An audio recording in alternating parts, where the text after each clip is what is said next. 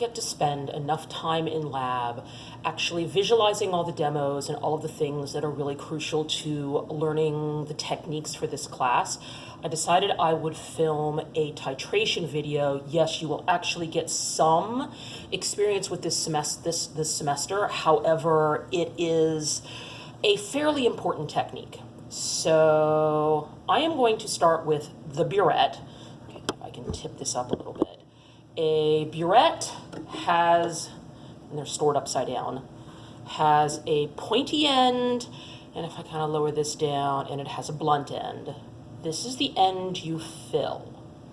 This is the end that has a stopcock on it. Note, the stopcock is currently horizontal. I want it to be, actually, it was vertical, blah, blah, blah. I want it to be horizontal so that when I pour water in the top, it doesn't leak out. So I have a small beaker full of water here. You can use a funnel, but especially because this is just water and I have a lot of practice, I'm gonna fill up my burette while I'm standing here next to the sink with just the water. I don't know if you can see it kind of filling up there. The level of the water is rising. These are also counterintuitive in that the mark that designates the 0 is actually up here at the top. The 50 is down here, not quite all the way to the stopcock. Now, because it is counterintuitively backwards, what you're using the burette for is to measure how much liquid is dispensed. So there is also, right at the moment, a little air bubble here at the bottom because I haven't let any liquid out through it. So I'll try to get a little bit closer here. I'm going to turn this, let some water flow. Okay, that will fill up the tip.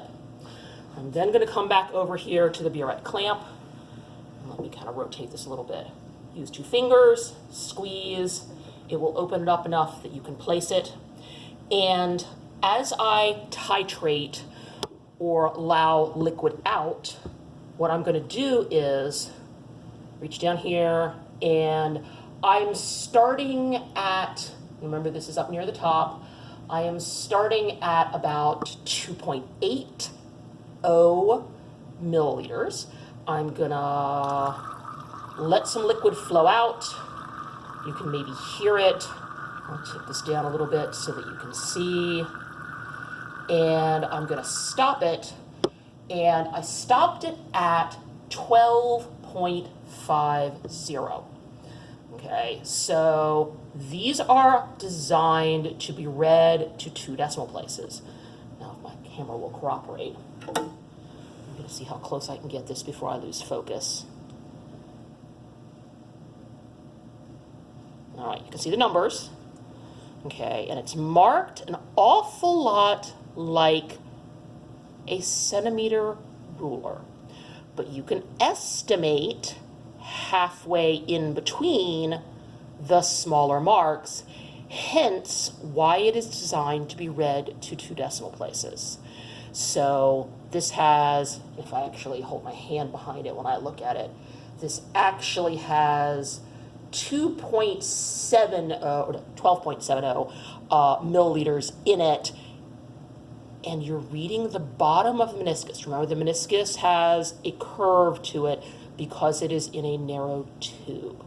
So you may want to review this prior to coming to lab for the first day, where we are actually going to be doing some titration practice.